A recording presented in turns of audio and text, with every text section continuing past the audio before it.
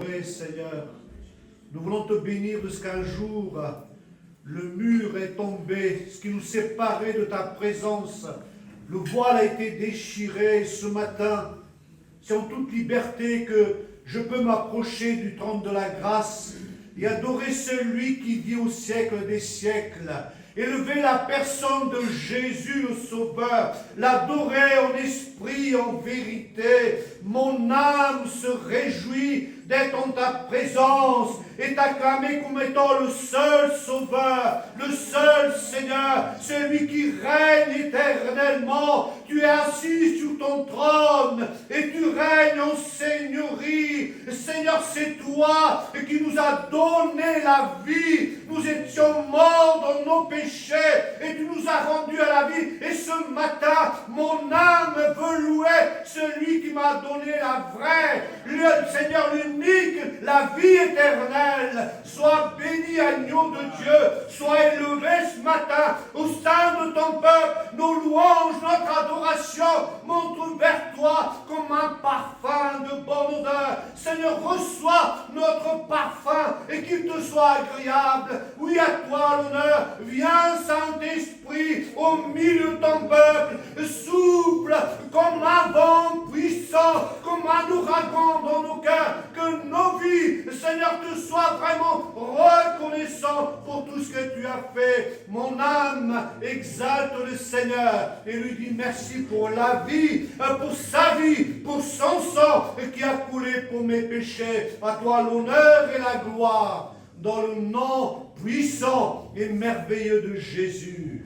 Alléluia. Amen. Alléluia. Aiket sorra haida. Minto korra salawe. Kahainda aikora he. Kasorra haitake. Makalawe. Makalawe. Sakaralahai. Kidurolla. Kidurolla. Kidurolla hae. Sakaramanda.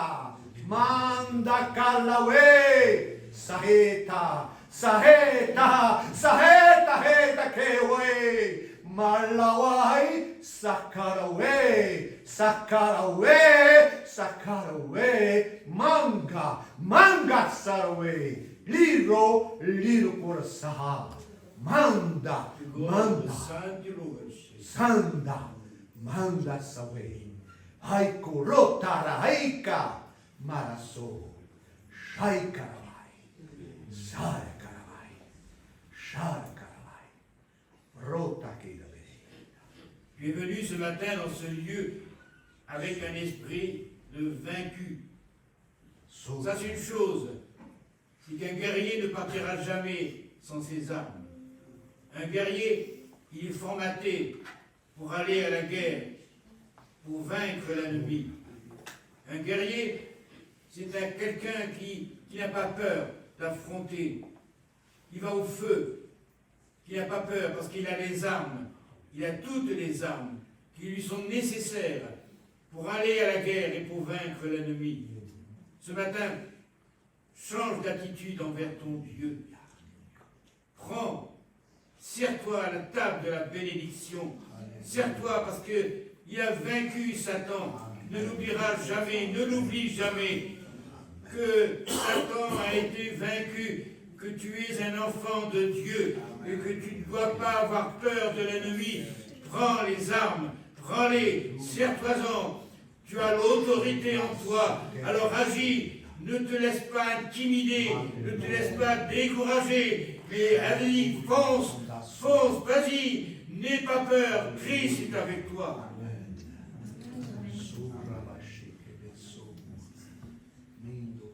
Amen, alléluia. Merci Seigneur pour ta présence au milieu de nous. Les frères désignés pour la Sainte Seine peuvent s'approcher.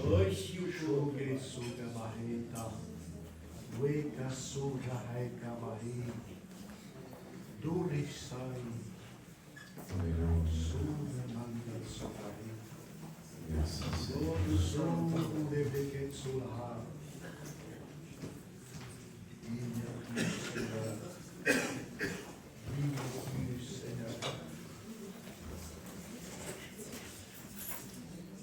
Gloire à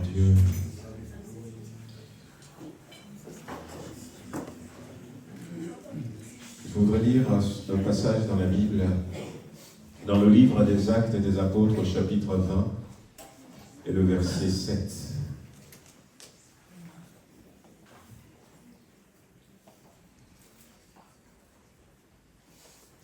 Le premier jour de la semaine, nous étions réunis pour rompre le pain. Paul, qui devait partir le lendemain, s'entretenait avec les disciples et il prolongea son discours jusqu'à minuit. Je rêve de ce temps où nous allons rester devant Dieu. Ils devaient repartir, ils étaient rassemblés pour rompre le pain, et puis finalement, la prédication de Paul va durer. Nous, on nous avait dit que quand tu prêches pendant 15-20 minutes, tu es un évangéliste. Quand tu prêches pendant 30 minutes, tu es un pasteur. Quand tu prêches pendant 45 minutes, tu es un enseignant.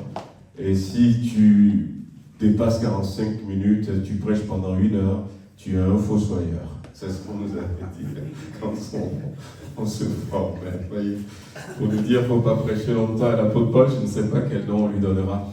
Mais ce matin, j'ai choisi ce passage pour attirer notre attention sur l'importance de la croix. La mort de Jésus-Christ sur la croix était le point central de l'adoration des chrétiens. À partir de la mort, de la résurrection de Jésus, l'Église apostolique va commencer à se réunir le premier jour de la semaine. Parce que Jésus a dit « Faites ceci en mémoire de moi ». Ils ne veulent pas oublier. Et à l'époque, ils allaient, et même l'apôtre Paul, quand vous allez lire le livre des Actes des Apôtres, vous verrez que quand il arrive dans une ville, il va d'abord le samedi aller à la synagogue. Et c'est là où il va commencer à prêcher. Mais là, dès que les gens se donnent à Christ, c'est le premier jour. On posera la question à l'église première, à l'église apostolique, pourquoi est-ce que vous vous rassemblez le premier jour de la semaine? Ils diront, parce que nous ne voulons pas oublier la croix. Nous ne voulons pas oublier que Jésus est mort sur la croix pour nous. Nous ne voulons pas oublier que Jésus est ressuscité pour nous. La Bible dit, je vous cite quelques versets rapidement, pour le premier jour de la semaine, les femmes se rendirent au sépulcre de grand matin, et c'était dans Marc chapitre 16, verset 2, et c'est là où Jésus était ressuscité. La Bible dira ailleurs, le premier jour de la semaine, elles se rendirent au sépulcre de grand matin, portant des aromates. Et ce premier jour de la semaine, c'est là que Marie Magdala va rencontrer Jésus-Christ. Et la Bible dira que le soir de ce jour, ce premier jour de la semaine, et Jésus va apparaître à ses disciples. Pour eux, c'est symbolique, mais tout est lié à la croix, à la résurrection de Jésus-Christ. Et que le Seigneur nous aide à ne pas oublier la croix, à ne pas oublier la croix. Ils se sont réunis ce jour-là, non pas dans un premier temps pour faire autre chose. Le but est principal, même si après on chante des cantiques, même si après on loue le Seigneur avec nos mots, avec nos chants, si après on écoute la parole de Dieu, le but principal, c'était pour rompre le pain, pour se rappeler que Jésus est mort pour nous et qu'il est ressuscité. C'est le plus grand trésor que nous avons. Amen. On va se mettre debout et puis pour ceux qui sont baptisés par immersion, je vais demander à notre frère Antoine s'il veut bien prier et les frères vont passer après avec le pain de vin.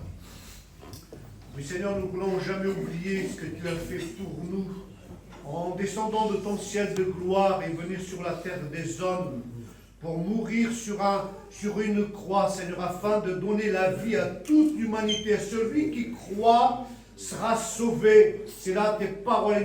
Nous avons cru en Jésus comme le seul sauveur, le seul Seigneur, et tu nous as donné une vie nouvelle. Merci, Seigneur, que nous sommes autour de ces éléments, oui, qui nous rappellent tout ce que tu as fait. Nous voulons nous rappeler du jardin de Gethsémane, Seigneur, où ta sueur est devenue comme des grumeaux de sang, Seigneur, parce que tu savais ce qui t'attendait. Oui, nous voulons nous rappeler de cela. Et nous voulons prendre ce pain qui nous rappelle ton corps meurtri pour chacun de nous, pour nos péchés, nos fautes, Seigneur, nos erreurs. Merci parce que tu l'as fait. Merci pour ce pain qui représente ton sang qui a coulé. Et ce sang nous a rendus plus blancs que la neige. Nous avons été purifiés et lavés dans le sang de l'agneau. Seigneur, que ces éléments, Seigneur, soient pour nous, Seigneur, comme un renouveau puissant et que tu nous fortifies à travers eux. À toi la gloire, Seigneur. À toi l'honneur. À toi la reconnaissance de nos cœurs au nom de Jésus.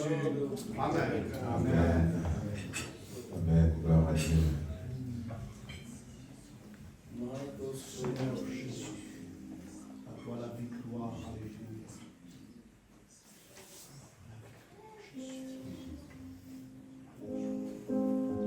Ce matin, le Seigneur nous a parlé à travers les dons spirituels de victoire, de ne pas être là comme des vaincus, mais comme des vainqueurs.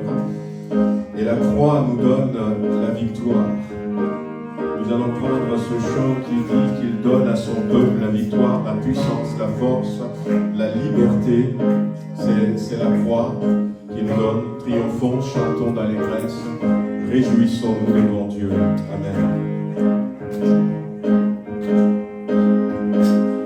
Triomphons, chantons d'allégresse, réjouissons-nous devant Dieu.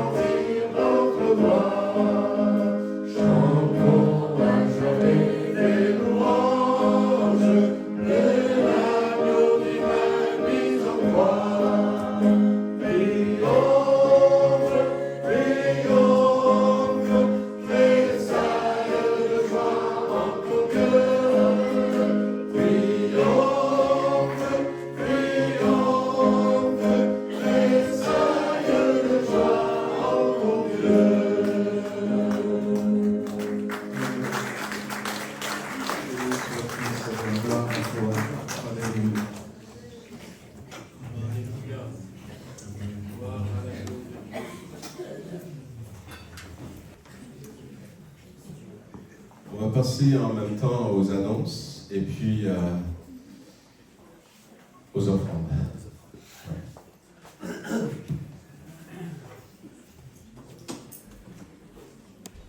Voilà, au niveau des annonces, nous sommes le dimanche 14 juillet, c'est la fête nationale.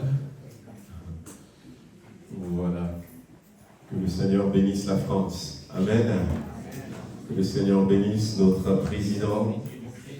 Et surtout dans ces moments compliqués où il cherche un nouveau Premier ministre, que le Seigneur les visite et que le Seigneur conduise toutes choses. Amen. Voilà, vendredi, on a prié pour la France. Nous voulons continuer à prier pour la France. C'est notre pays, c'est notre nation. Amen. On aime la France. Et la Bible dit que notre bonheur dépend du bonheur du pays où on se trouve. Voilà, donc n'oublions surtout pas la France. Voilà, donc vous rappelez qu'il nous reste encore quelques jours, le vendredi 19, on va terminer ce temps de jeûne et prière en chaîne, mais voilà, ça me donne de l'espoir. Vous aimez jeûner, prier, j'ai vu. Donc on va pouvoir continuer, faire quelque chose de bien à partir de la rentrée, d'autant plus que nous en avons besoin. Voilà, donc vous rappelez aussi qu'il y a cet événement, donc un camp d'évangélisation que notre frère, le pasteur François de Taras, va conduire. Et il y a eu plus d'une quarantaine de personnes qui se sont inscrites, des étrangers qui sont arrivés, des Espagnols, des anglophones, des gens qui sont venus de l'Asie, il y a quelques-uns aussi de l'Amérique latine qui sont venus. Ils sont venus avec les... Oh, j'ai oublié le nom.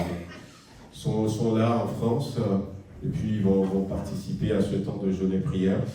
Mais le mardi 23, ils seront ici sur Villefranche. Donc le groupe, ces personnes seront sur Villefranche. Ils vont donc évangéliser dans les rues de Villefranche. Et puis après, le soir, ils vont animer la réunion de mardi soir. Donc si vous voulez vous joindre juste pour la journée à ce groupe pour évangéliser Villefranche, n'hésitez pas. Voyez avec le pasteur François, ou si vous n'avez pas son numéro, voyez avec moi et puis je vous mets en contact. Voilà, donc je vous rappelle aussi que nous aurons la joie d'avoir le dimanche 28 à 10h, spécial culte de louange avec Saira Peters, qui est une chanteuse de louange, voilà, donc Sophie Opera Singer, compositrice et enseignante de louange à Londres. La presse internationale l'a proclamée fierté du Pakistan. Donc on a écouté en semaine elle avait chanté Minuit chrétien, c'était ce qu'on avait écouté, c'était beau, c'est une chanteuse américaine, une belle voix. Donc le Seigneur nous fait la grâce de l'accueillir. Donc ce sera le dimanche 28 juillet à 10h. Donc soyez là comme d'habitude à 9h45. Il y a quelques affiches qui vont être faites pour distribuer. Déjà, ça commence à circuler déjà. Donc, je vais vous envoyer, si vous voulez inviter des gens à venir, n'hésitez pas. Ces derniers temps, notre église connaît pas mal de pics en fréquentation. Donc, on aura un temps d'apéro à la sortie, comme on avait fait le 16 juin.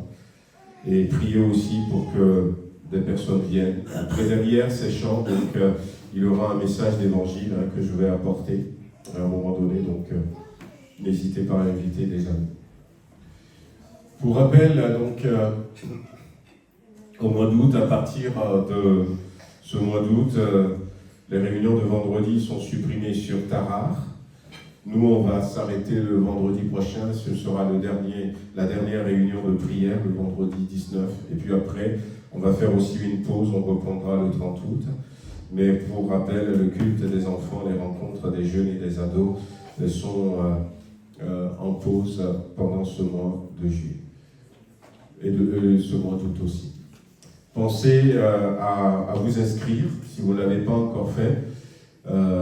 Cette année, peut-être vous ne l'avez pas fait, mais L'Église est toujours en recrutement. Nous cherchons de bonne volonté pour l'équipe d'accueil, de ménage, le groupe de louanges, solo, le GIB. Donc, commencez à vous faire à l'esprit de pouvoir intégrer un service de l'Église.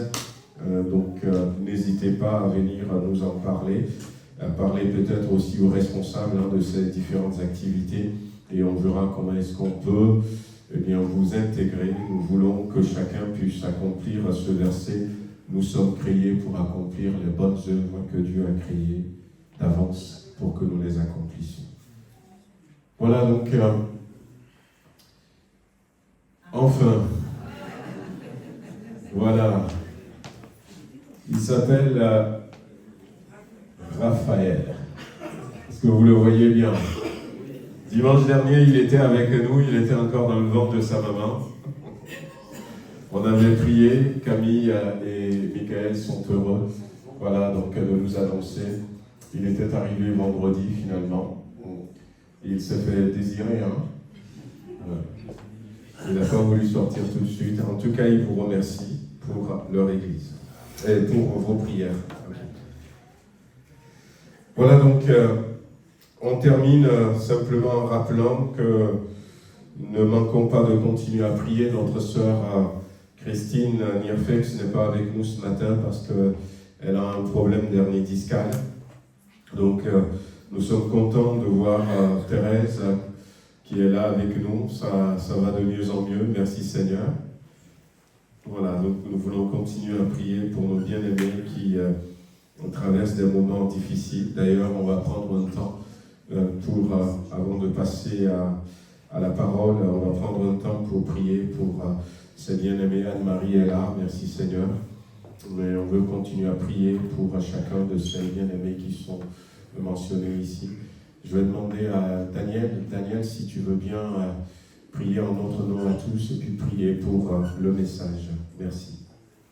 C'est une joie, Seigneur, de pouvoir, Seigneur, t'invoquer. Seigneur, merci parce que nous croyons que tu entends la prière, tu réponds à la prière. Seigneur, nous croyons que tu vas bénir toutes ces personnes qui sont malades, Seigneur, qui ont des problèmes, Seigneur, que réellement, Seigneur, tu te révèles à leur cœur, Seigneur, et que le Saint-Esprit les visite et que les guérit. Merci, Seigneur, de bénir encore ce culte, Seigneur, bénis ton serviteur, et qu'à toi règne toute la gloire. Amen.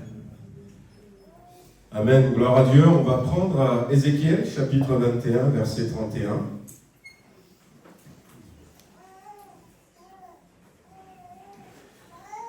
C'est juste pour introduire cette pensée que je veux partager avec vous ce matin.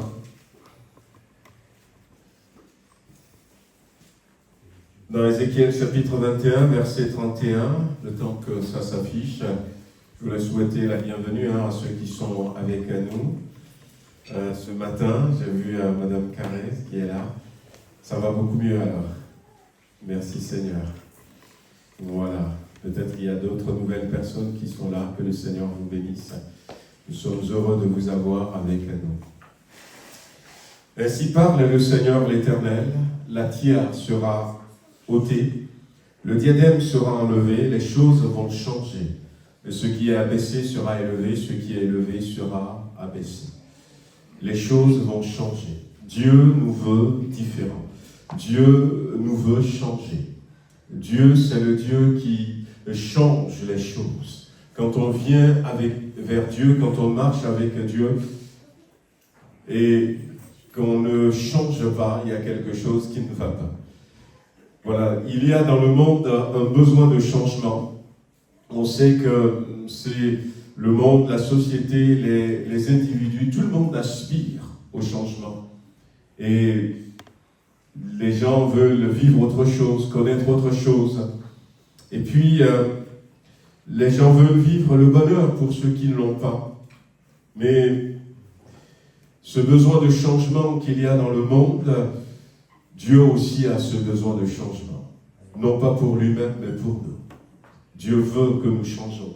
Dieu nous veut différents. Et ce besoin de changement, ça peut être peut-être l'expression, le désir de vivre autre chose. Ça peut être aussi l'expression d'une souffrance. Mais ça peut être aussi, et c'est ce que nous sommes en train de voir en semaine à l'Église ces derniers temps, l'expression simplement de progresser, la soif de progresser. Nous sommes là, les années passent, les jours passent, et là c'est l'été, bientôt la rentrée.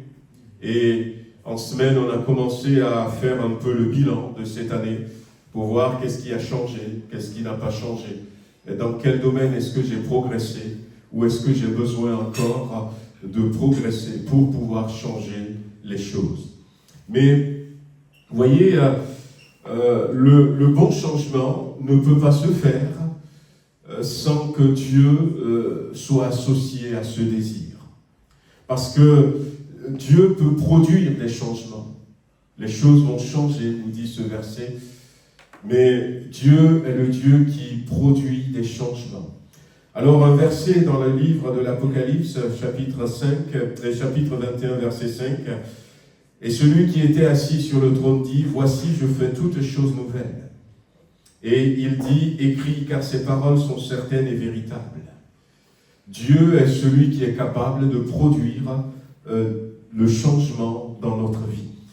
Et il est capable de nous accompagner dans les changements pour que nos changements que nous allons vivre soient véritables, que ce soit plutôt des progrès. Et même Dieu va nous interpeller à un moment donné, toujours dans Ézéchiel chapitre 18, Dieu va nous interpeller à un moment donné et nous dire « Je veux que vous changez ». Alors, le verset 31 dit « Rejetez loin de vous toutes les transgressions par lesquelles vous avez péché. Faites-vous un cœur nouveau, un esprit nouveau. Pourquoi mourriez-vous » Voyez donc, faites-vous un cœur nouveau, un esprit nouveau. Quand il s'agit de changement, il y a quelque chose qui est intéressant, c'est que quand on a besoin de changer notre environnement, on a besoin de changer peut-être l'atmosphère, on veut que notre foyer change, on veut que notre église change, que les choses changent par exemple dans notre vie. La manière humaine des fois de le faire, c'est de s'attaquer aux autres. C'est de faire des procès aux autres. C'est de vouloir changer les autres. Mais là, dans ce verset que nous avions lu, Dieu dit, faites-vous un cœur nouveau et un esprit nouveau. Lorsque nous décidons de changer, les choses changent tout autour. Pourquoi ? Parce qu'il y a une loi que Dieu avait mise en place. Et cette loi, il nous l'avait dit dès le commencement dans le livre de Genèse. Mais il va le répéter à Noé, quand il était sorti avec ses fils de l'arche, il va le répéter, il va dire ceci, eh bien, ce que tu sais, c'est ce que tu récolteras.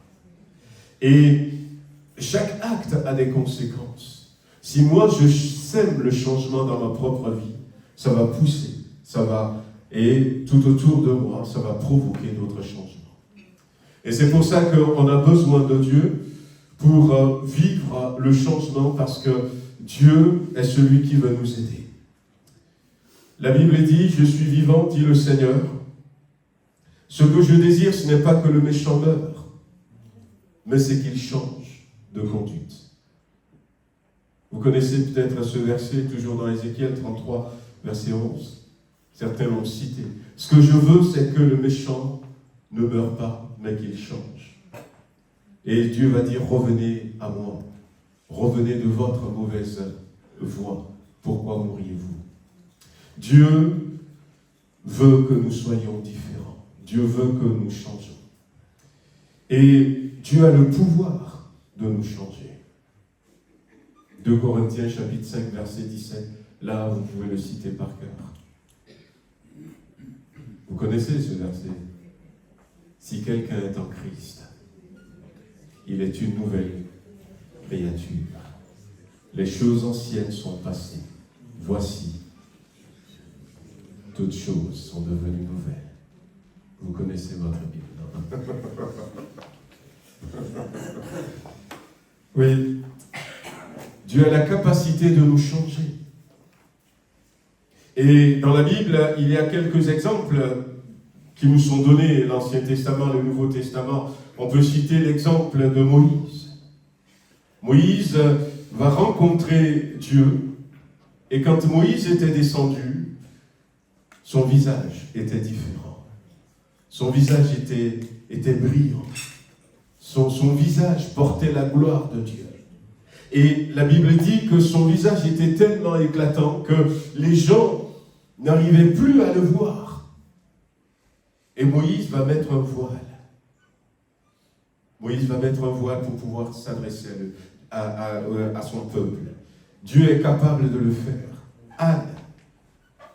Anne, à un moment donné, vous connaissez aussi l'histoire de Anne dans 1 Samuel chapitre 1. La Bible dit que Anne souffrait parce qu'elle était stérile. Elle pleurait beaucoup. Ce jour-là, elle était partie et elle a prié Dieu. Elle était restée là, elle remuait sa bouche. À tel point, elle était restée longtemps dans la prière que finalement même le prophète Élie, qui était là-bas à ce moment, va penser que c'était quelqu'un qui était ivre. Et quand elle va s'adresser au prophète qui va lui dire, mais oh, va cuver ton vin ailleurs. Elle va lui dire ceci, que ta servante trouve grâce à tes yeux. Puis elle se lève, elle va lui expliquer que c'était sa souffrance qui lui a fait parler. Et Élie finalement va lui dire, eh bien va, le Seigneur exauce ta prière. Et la Bible dit que cette femme s'en allant, elle mangea, son visage ne fut plus le même. Son visage ne fut plus le même. Elle a été changée. Et quelque temps après, elle va tomber enceinte. Elle aura Samuel. Et Dieu est celui qui est capable de nous changer, de nous transformer. De telle sorte que même des gens nous voient et qui ne nous reconnaissent pas. Jésus était sur cette montagne de la transfiguration. Mais son aspect va changer. Et même son vêtement va changer. Dieu est capable de le faire. Alors, nous voulons peut-être comprendre que Dieu nous veut différents. Dieu nous veut changer. Et nous poser la question en se disant, voilà, il y a 9 mois qui est passé. On va reprendre bientôt. Est-ce qu'il y a des choses qui ont changé en moi? Ou est-ce que je suis changé? Voyez, ce qui est nécessaire au changement, c'est peut-être admettre que l'on n'est pas capable par soi-même de vivre un véritable changement. Si nous voulons véritablement être différents, nous avons besoin de Dieu. Un jour, Dieu va poser une question à son peuple. Un Éthiopien peut-il changer sa peau? Aujourd'hui, avec des produits cosmétiques, on essaye un peu pour les Éthiopiens. Mais Dieu ne s'arrêtera pas là. Un léopard pourrait-il changer ses taches? C'était une question que Dieu a posée. Pour montrer encore une fois que pour nous, ça va être compliqué si nous voulons vivre des changements, si nous voulons vivre des choses différentes. Mais nous devons croire de tout notre cœur que Dieu est celui qui peut nous aider à progresser, à changer, à évoluer. Dieu est capable de nous transformer. La Bible dit dans Malachie chapitre 3 verset 18, « Vous verrez de nouveau la différence entre le juste et le méchant, entre celui qui sert Dieu et celui qui ne le sert pas. » Dieu est capable de faire la différence dans notre vie. Et lorsque nous devenons chrétiens, c'est ce qui est le plus important. Nous changeons. Nous changeons. Alors, vous savez, à la création, la Bible dit qu'il y avait des ténèbres sur la terre. Et puis Dieu dit que la lumière soit. Et la lumière fut.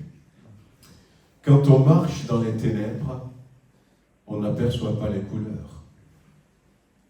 Quand on est dans la nuit, on ne sait pas si c'est vraiment rouge, si c'est bleu ciel. Et c'est pour ça que nous avons besoin de Dieu, pour que Dieu nous change, ou que Dieu nous aide dans notre désir de changement. Parce que Dieu nous éclaire. Dieu nous éclaire. Nous, on peut être convaincus.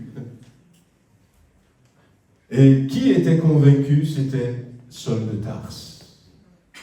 Il était convaincu, une forte conviction, qu'il était dans le droit chemin. On avait tué à coups de pierre Étienne.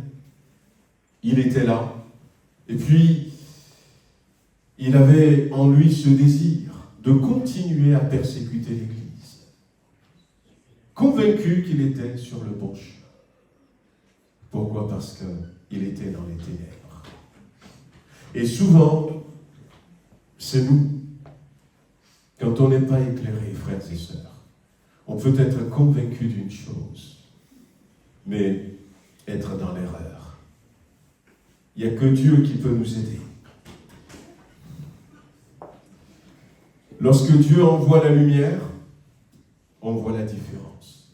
Et nous allons voir quelques exemples ce matin, c'est là où je voulais en venir. Comment est-ce que nous pouvons savoir que nous progressons? Comment est-ce que nous pouvons savoir que Dieu fait une œuvre dans notre vie? Mais sachant que cette œuvre ne peut pas se faire involontairement de nous, sans notre accord, sans notre volonté. C'est à nous de dire, Seigneur, je veux progresser dans tel domaine. Et je dois changer, je dois évoluer. Je dois de plus en plus être différent. Sinon, je ne progresse pas. On a été visiter une sœur la dernière fois, mercredi, on était parti la voir avec Maggie et Shalom, 80 ans. Et elle nous dit, je suis content que vous veniez me voir. On a passé l'après-midi ensemble. Elle nous disait, je cherche encore à progresser. Mais quand vous la connaissez, cette sœur, tout ce qu'elle a fait pour le Seigneur, tout ce qu'elle a fait pour le Seigneur, elle aurait pu nous dire, mais j'en ai fait tellement pour le Seigneur. Mais elle nous dit, Lolo, Maggie, j'ai encore besoin de progresser. Et elle était tellement contente parce qu'elle avait eu un cancer. On pensait qu'elle allait partir. Puis l'Église a prié. Nous aussi, on avait prié parce qu'on l'avait su. Et elle disait qu'elle a réussi à donner une Bible à tous ceux qui l'ont soignée. Et au final, elle disait, mais c'est une expérience que j'ai jamais vécue. Dieu m'a amené là, et entre autres, elle a vécu ça. Il y a des choses que nous n'avons pas encore vécues. Et Dieu veut que nous progressions. Dieu veut que nous évoluions. Dieu veut que nous changions. Amen. Alors, on va aller dans Samuel chapitre 10. On va lire quelques versets. Le verset 6, le verset 9 et le verset 15. Voilà, 1 Samuel chapitre 10, le verset 6 dit « L'Esprit de l'Éternel te saisira, tu prophétiseras avec eux et tu seras changé en un autre homme. » Et le verset 9, dès que Saül eut tourné le dos pour se séparer de Samuel, Dieu lui donna un autre cœur. Et tous ces signes s'accomplirent le même jour. Un cœur différent. Un cœur différent. Vous savez, Dieu veut que nous progressions au niveau de notre cœur. C'est tellement important, frères et sœurs. Dans quel état se trouve mon cœur? Jésus dira un jour que c'est du cœur, c'est de l'intérieur, c'est du cœur que viennent les mauvaises pensées, que vienne la méchanceté, que viennent toutes les choses négatives. On ne sait même pas comment est-ce que ces choses prennent possession de notre cœur. La Bible dira que le cœur de l'homme est tortueux par-dessus tout.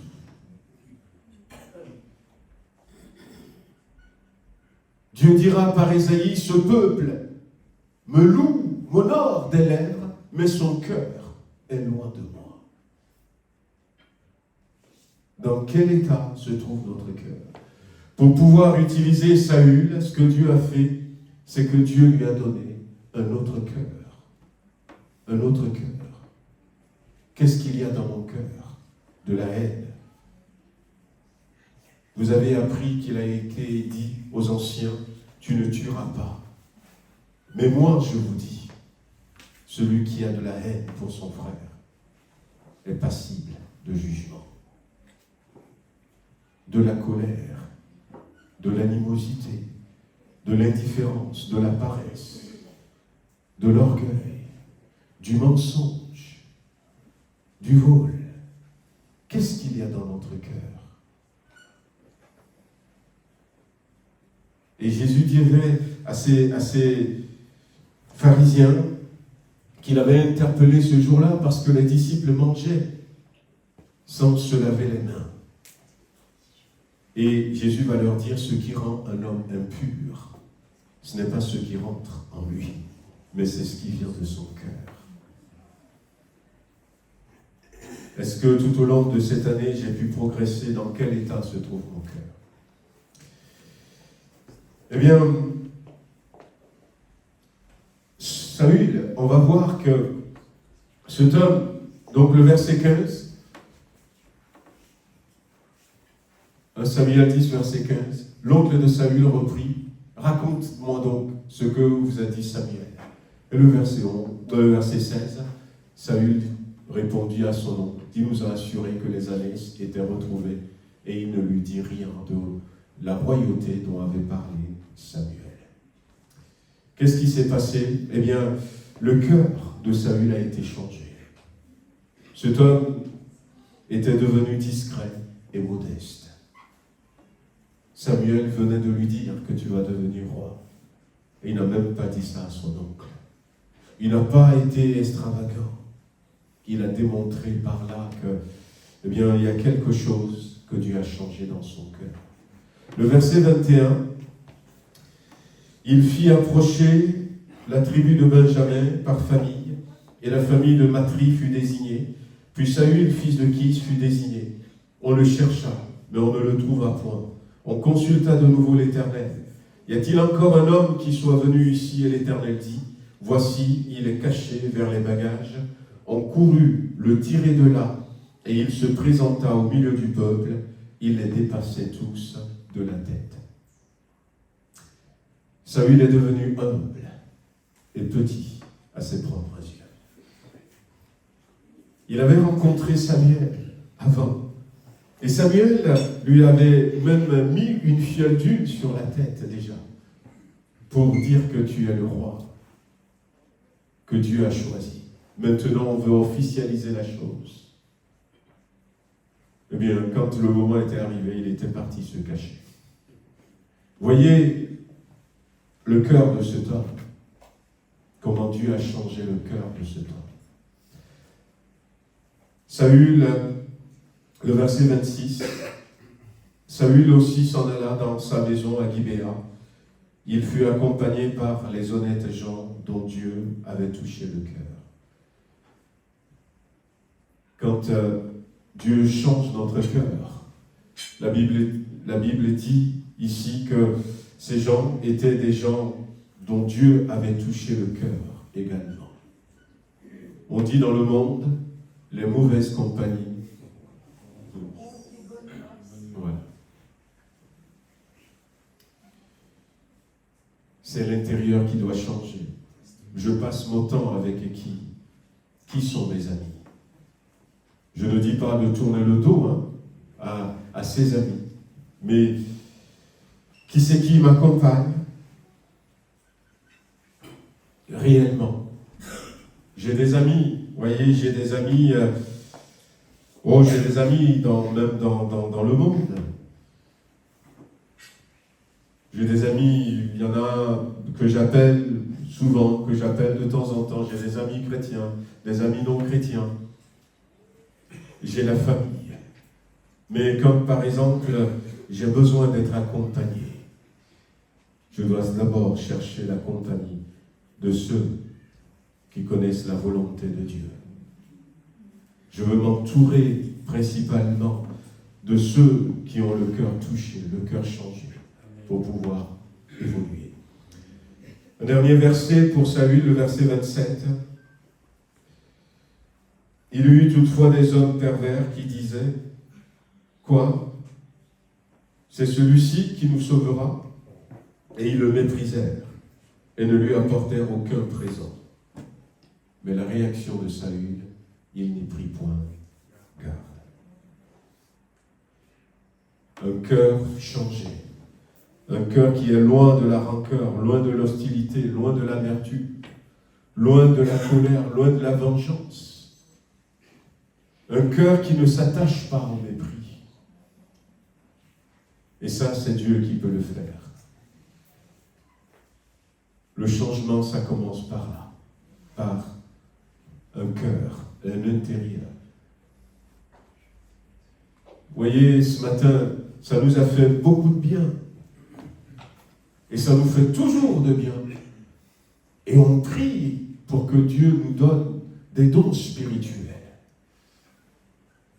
Quand Dieu nous parle directement par une parole de sagesse, une parole de connaissance, une prophétie, ou encore dans les dons spirituels, quand Dieu nous donne le discernement, quand Dieu nous donne de manifester la foi, ou encore les guérisons, le don des guérisons, on en a besoin. Et on en manque. On veut qu'il y ait de plus en plus. Moi, je ne suis pas des pasteurs qui veulent supprimer les moments de louange individuels où Dieu peut parler à travers les frères et les sœurs, à l'assemblée. Mais pourquoi est-ce que des fois on ne manifeste pas ces dons? Peut-être parce qu'on ne demande pas. Mais aussi parce que les dons, il y a 9 dons du Saint-Esprit. Mais il y a aussi 9 fruits du Saint-Esprit. Et les fruits viennent du cœur. Et les fruits viennent du cœur. Quand il n'y a pas les fruits, les dons ne se manifestent pas. Le fruit du Saint-Esprit, la douceur, l'amour, la miséricorde, par exemple. Comment voulez-vous que le Seigneur utilise quelqu'un qui n'a pas la douceur, qui n'a pas l'amour, qui n'a pas la bienveillance, pour dire à travers cette personne, à quelqu'un qui est en souffrance, t'inquiète pas, je suis là pour toi. Comment est-ce qu'il peut le faire? La personne n'a pas de bienveillance, n'a pas de miséricorde, n'a pas de douceur. Comment le Seigneur peut lui dire, à travers lui, à ceux qui sont en train de souffrir? Il y a une sœur qui m'a donné ce témoignage qui s'est passé dans la semaine même. Elle me disait qu'alors qu'elle était là, il y avait quelqu'un qui était venu vers lui, dans la rue. Et la personne lui a dit des choses intimes, des choses qui nécessitent la prière. Et quand la personne a parlé à la sœur lui dit, mais pourquoi est-ce que vous me dites ça? Parce que elle était la bonne personne. Dieu a vu. Et Dieu a envoyé certainement cette personne vers la sœur. Et la sœur lui a dit quelques mots. Et elle ne s'était pas arrêtée là. Et derrière ces quelques mots, elle a prié. Elle a prié pour cette personne qui était là avec. Et puis, quand on s'était vu, elle m'en avait parlé. Et nous aussi, on a prié. Dieu savait. Mais tout dépend de notre cœur. Comment est-ce que Dieu va nous utiliser pour dire à quelqu'un, regarde, Dieu est bon, alors que nous avons encore la méchanceté dans notre cœur. Dans quel état se trouve notre cœur? Ésaïe chapitre 55, verset 7. nous dit ceci, que le méchant abandonne sa voie et l'homme d'iniquité ses pensées. Romains chapitre 12, verset 2 dit, ne vous conformez pas au siècle présent, mais soyez transformés par le renouvellement de l'intelligence. Après le cœur, c'est les pensées. C'est la pensée. Parole vivante nous dit, ce verset 2, nous dit, ne vous coulez pas simplement dans le moule de tout le monde. Ne conformez pas votre vie aux principes qui régissent le siècle présent. Ne copiez pas les modes et les habitudes du jour. Laissez-vous plutôt entièrement transformer par le renouvellement de votre mentalité. Adoptez une attitude intérieure différente. Donnez à vos pensées une nouvelle orientation afin de pouvoir discerner ce que Dieu veut de vous. Ainsi, vous serez capable de reconnaître ce qui est bon à ses yeux, ce qui lui plaît et qui vous conduit à une réelle maturité. Donnez à vos pensées une nouvelle orientation afin de pouvoir discerner la volonté de Dieu. Donc, Dieu veut nous aider à changer au niveau de notre cœur, mais Dieu veut nous aider aussi à donner une autre orientation à notre pensée. Dieu veut que nous soyons différents. Où est-ce que m'amènent mes pensées? Juste mes pensées. Oh, mes pieds sont là, je suis là sur l'estrade, mais mes pensées, où est-ce qu'ils m'emmènent? Ah, si seulement on peut compter les kilomètres que font nos pensées des fois. Et puis si on peut mettre un zoom sur des lieux où nos pensées nous amènent des fois. Et des fois même quand on est là, à l'église, nos pensées voyagent beaucoup. Et puis nos pensées nous entraînent. Vous savez, le terrain de prédilection du diable, c'est notre pensée. C'est par là qu'il va nous attaquer, le diable. Le terrain de bataille, ce n'est pas peut-être devant l'église, non. C'est d'abord au niveau de notre pensée que le diable va commencer à nous attaquer.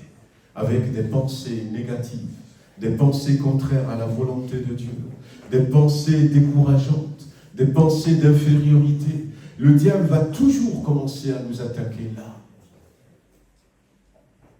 Et puis des fois, s'il remporte la bataille, on a des pensées qui ne glorifient surtout pas Dieu. Des pensées qui ne glorifient pas Dieu. Frères et sœurs, eh bien, Dieu veut nous aider. Dieu veut changer nos cœurs. Dieu veut changer notre pensée. Mais Dieu veut aussi veut changer notre apparence. Dans 2 Rois chapitre 25,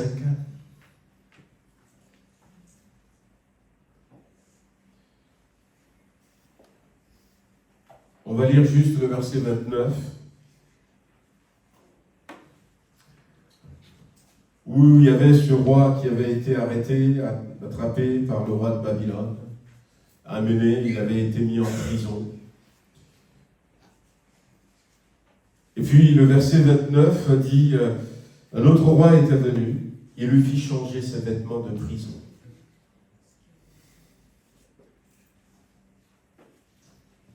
Et il va le faire manger à sa table.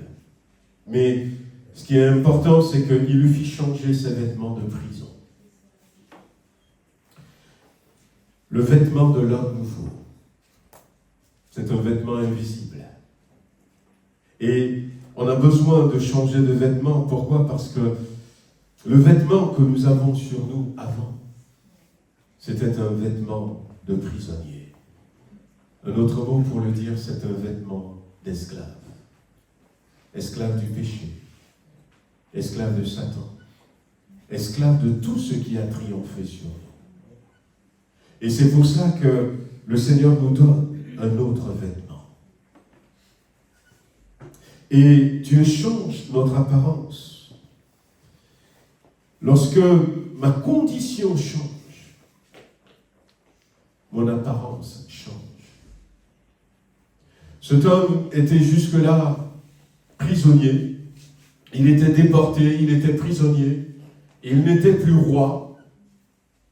Mais lorsque sa condition va changer, eh bien le roi va changer son vêtement. Et c'est ce que le Seigneur fait. C'est ce que le Seigneur fait. J'avais illustré ça avec une histoire en disant, imaginez un roi avec son épouse qui n'a pas eu d'enfant. Et puis ce roi dit, je vais aller chercher un héritier. Et il est parti visiter son royaume. Elle arrive dans une chaumière où il avait trouvé un garçon pauvre, habillé de haillons. Et ce garçon l'a intéressé. Le garçon n'a rien fait. Et puis, la reine va parler aux parents de ce garçon en disant, nous n'avons pas d'enfant. Je n'ai pas pu donner un fils à mon mari le roi. Et votre garçon nous intéresse. Le roi veut l'adopter pour faire son fils, pour qu'il y ait un successeur, un héritier. Et la famille va dire d'accord. Et l'enfant était partant. Ça va nous sortir peut-être de la misère, du malheur, de la pauvreté. Alors, il monte dans le carrosse du roi. Je crois qu'avant même peut-être qu'il ne monte dans le carrosse, le roi va vouloir qu'il soit lavé. Mais s'il n'y a pas moyen, dès qu'on va arriver, le roi va le laver. Le roi va lui changer ses vêtements. Parce que ce n'est plus le même enfant. Ce n'est plus le même enfant du tout. Sa position a changé. Non, rien n'a changé. On peut garder son prénom si on veut. Sa taille n'a pas changé. La couleur de sa peau n'a pas changé. Mais il est devenu désormais le fils du roi. Et lorsque notre position change, notre apparence change. Et c'est le véritable sens d'une authentique repentance, frères et sœurs. Lorsque notre mentalité change, lorsque notre cœur change, et lorsque notre apparence change. On est dans un monde qui nous dit il faut toujours paraître comme les autres. Mais je ne pense pas que ce conseil vienne de Dieu. Dieu veut que nous soyons différents des autres pour les attirer à lui. Alors, je vais simplement donner quelques clés qui vont nous aider. 2 Corinthiens chapitre 3, verset 18.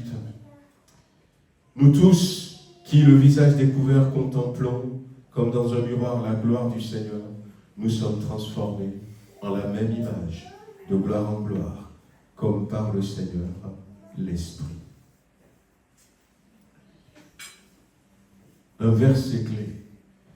Tournez nos regards vers Jésus-Christ. Jésus, c'est le centre de tout. Tournez véritablement le regard vers Jésus. La présence de Jésus à côté de moi. Accepter Jésus comme mon Seigneur et mon Sauveur, si je n'ai pas encore fait. Dépendre de Jésus. La Bible dit que quand nous tournons le visage vers Jésus-Christ, eh bien nous sommes transformés de gloire en gloire. Parce que voyez, quand nous regardons à Jésus, quand nous nous concentrons sur Jésus-Christ, eh bien il va nous contaminer. Il va nous contaminer, le Seigneur. Il est tellement beau, il est tellement merveilleux, il a une paix, il a une joie, il a un amour. Il suffit seulement de le regarder, nous avons envie d'être comme lui. Passer du temps avec lui, frères et sœurs, Jésus. Or, c'est sans voile, le visage découvert, que nous tous nous contemplons comme dans un miroir la gloire du Seigneur. Ainsi, nous sommes constamment transformés d'après son modèle, pour lui ressembler davantage de jour en jour et en refléter une image toujours plus fidèle. Sa gloire devient progressivement nôtre.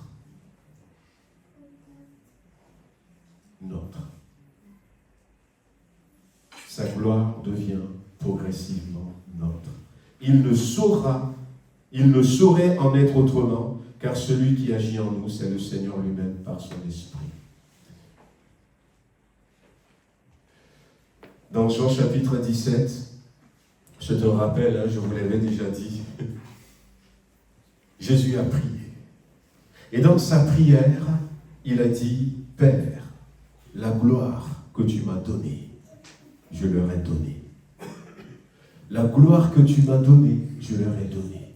Et c'est pour ça que l'apôtre Paul pourrait dire ici dans ce verset que c'est sans voile, c'est le visage découvert que nous contemplons la gloire du Seigneur. Et que petit à petit, sa gloire devient la nôtre. Parce que Jésus nous a donné sa gloire. C'était une prière qu'il faisait à son Père. Il ne disait même pas dans cette prière, Père, je veux leur donner la gloire. Il avait dit, je leur ai donné la gloire que tu m'as donnée. C'est une confirmation qu'il était en train de faire. Et je vous avais dit, pour ceux qui se rappellent, que ce mot gloire, doxa, qui a été utilisé dans Jean chapitre 17, c'est tout ce que Jésus est et tout ce qu'il possède. Je leur ai donné tout ce que je suis et tout ce que je possède.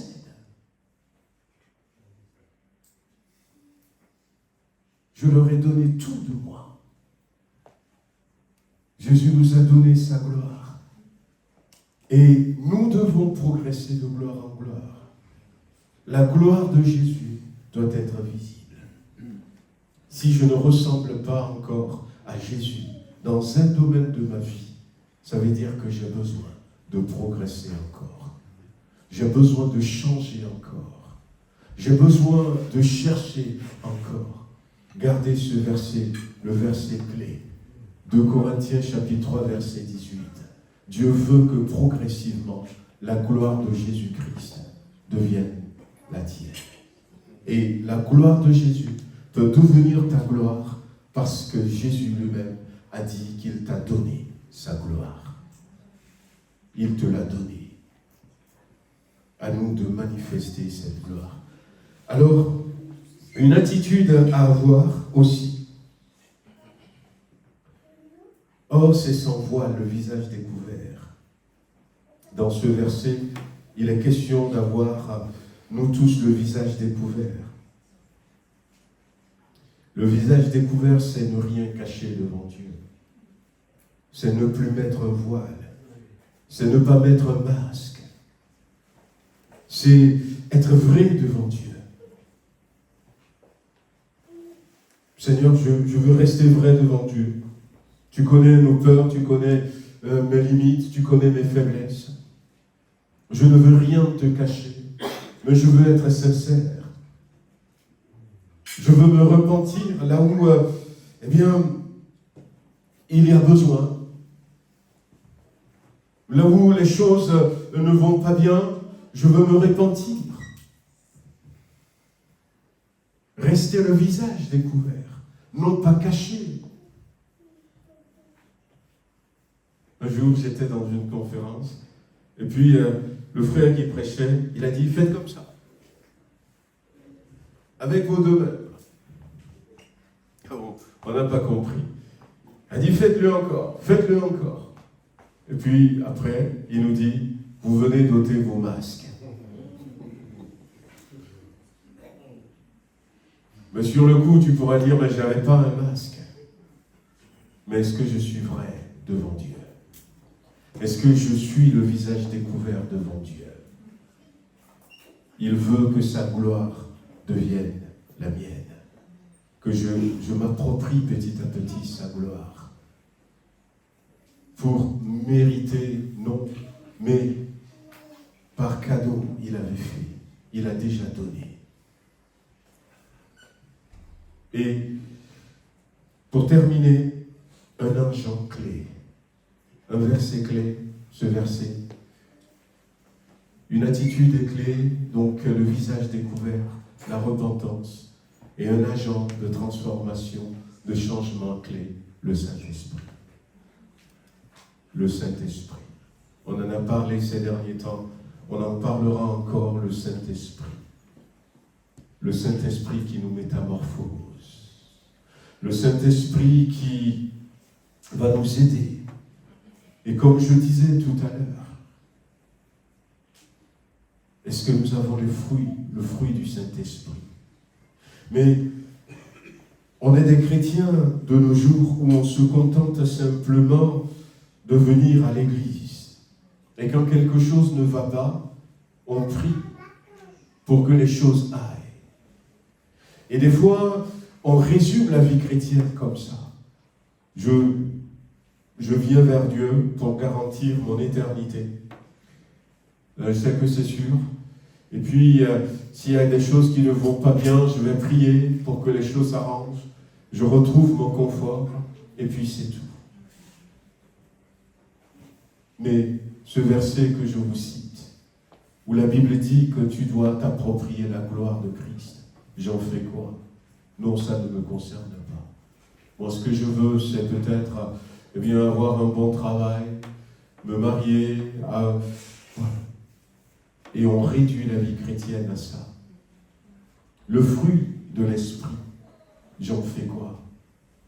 Où la Bible dit, le fruit, or, les œuvres de la chair sont manifestes. Ce sont l'impudicité, ce sont toutes ces choses mauvaises. Mais le fruit de l'esprit, Galates chapitre 5, verset 19 et verset 22. Le fruit de l'esprit, c'est l'amour, c'est la douceur, c'est la bienveillance. J'en fais quoi? Et l'apôtre Paul dira que si nous vivons par l'esprit, nous devons marcher aussi par l'esprit. Et même en disant que ceux qui n'ont pas ce fruit et qui continuent de marcher selon les œuvres de la chair n'hériteront pas le royaume de Dieu. Non, ça ne nous fait rien. Ça ne nous interpelle pas. Non, nous avons le Saint-Esprit. Le Saint-Esprit sera d'abord pour nous comme un miroir. Un miroir qui va nous montrer dans quel état nous sommes. Un miroir qui nous montre à travers peut-être une prédication, à travers une lecture de la Bible, dans quel état nous sommes. Mais un agent qui va nous aider à changer les choses. Dieu ne montre pas, Dieu ne parle pas de ce qui ne va pas simplement pour parler. Mais quand Dieu dit que quelque chose ne va pas, c'est parce que Dieu veut apporter un changement. Amen. C'est parce que Dieu veut apporter un changement. Et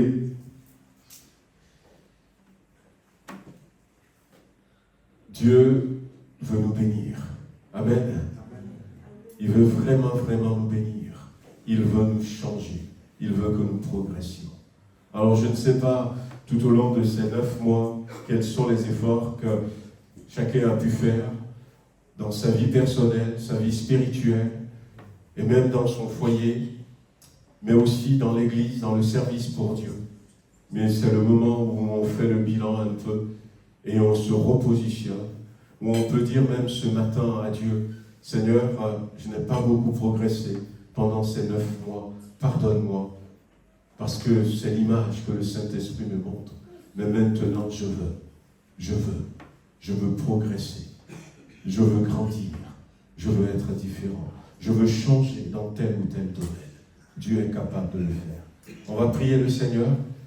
Je vais vous inviter à vous... Peut-être on va se mettre debout encore.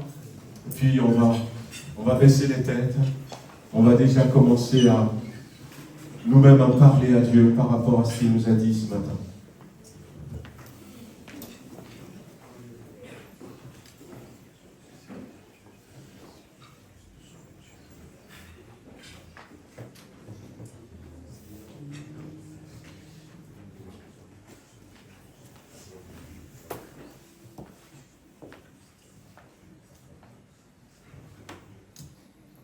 Peut-être que c'est au niveau de ton cœur que tu as besoin de changement. Dieu peut le faire. Il peut le faire. Peut-être qu'il avait fait déjà. On n'a pas été loin avec Saül. Il avait fait pour Saül. Mais à un moment donné, Saül était retombé. Si Dieu peut changer en bien, eh bien à un moment donné, le diable peut changer ce qui est bien en mal. Et quand on ne veille pas, quand on ne fait pas attention, on peut à nouveau tomber dans le piège de l'ennemi. Et c'est ce qui était arrivé à Saül. Cet homme que Dieu a changé, qui était devenu humble, discret. Cet homme qui se voyait petit à ses yeux. Cet homme qui, le mépris ne lui faisait rien. Peut-être que c'est le cas de quelqu'un. J'étais comme ça. Mais maintenant, les choses ont évolué. Le cœur, à nouveau, a basculé de l'autre côté. Mais nous avons besoin d'un cœur qui bascule du bon côté. Parce qu'à cause de l'augmentation de l'iniquité, l'amour du plus grand nombre se refroidira. Et Jésus nous a prévenus pour que nous ne soyons pas dans le lot. Alors, ce matin, dites-le lui, Seigneur. S'il faut lui dire pardonne-moi, dites-le lui. C'est devant lui que nous nous tenons. Il entend. Quand on reste le visage découvert, le Saint-Esprit nous aide. Seigneur notre Dieu, nous voulons te prier ce matin. Tu connais combien nous avons fait de progrès chacun dans sa vie personnelle, quant à notre vie de prière, quant à la lecture de la Bible, la méditation de ta parole, quant généralement à notre vie spirituelle. Quelqu'un pourrait dire, cette année, j'ai commencé à élever la voix dans l'église. Quelqu'un d'autre pourrait dire, le Seigneur a commencé à m'utiliser par des dons spirituels. Et quelqu'un d'autre pourra dire, quand je regarde ma vie, je sais que j'ai la douceur, mais il me manque cet amour, comme l'amour que toi tu as. Mais cette année, j'ai réussi à aimer les autres de manière conditionnelle. Seigneur, tu vois dans quel domaine nous avons besoin de faire des progrès. Je me suis engagé cette année pour te servir. J'ai évolué dans ma compréhension, dans ma vie chrétienne. Ce que je veux, Seigneur, c'est ce que la Bible nous dit. L'apôtre Paul dira, mes enfants pour qui j'éprouve encore des douleurs de l'enfantement, jusqu'à ce que Christ soit formé en vous, jusqu'à ce que vous vous appropriez de plus en plus la gloire de Jésus-Christ et que vous la manifestiez. Seigneur, je prie pour mes bien-aimés, je prie pour mes frères, pour mes sœurs, je prie, Seigneur, pour moi-même. Aide-nous, Seigneur, afin que nous puissions rattraper le retard, là où il y a un retard, et que nos vies ressemblent à la vie de Jésus-Christ. Dans le nom de Jésus. Amen. Amen. Amen. Voilà, j'ai oublié 2 annonces. Alors, Patrick et Corinne, voilà, donc ils vont rentrer à la Réunion. Ils ont mis en vente leur maison, ils attendent un acquéreur. Alors, vous n'avez pas encore trouvé un acquéreur, hein? Bon, vous allez prier pour que le frère et la femme et son épouse puissent vendre cette maison. Mais ils vendent aussi, donc du coup, comme ils doivent rentrer, il y a des effets qu'ils vendent, peut-être le frigo, un lit, tout ça. Si vous avez des besoins, n'hésitez pas à aller vers eux et puis ils vont vous expliquer et vous pouvez procurer quelque chose. Et aussi, si vous connaissez quelqu'un qui cherche à acheter une maison.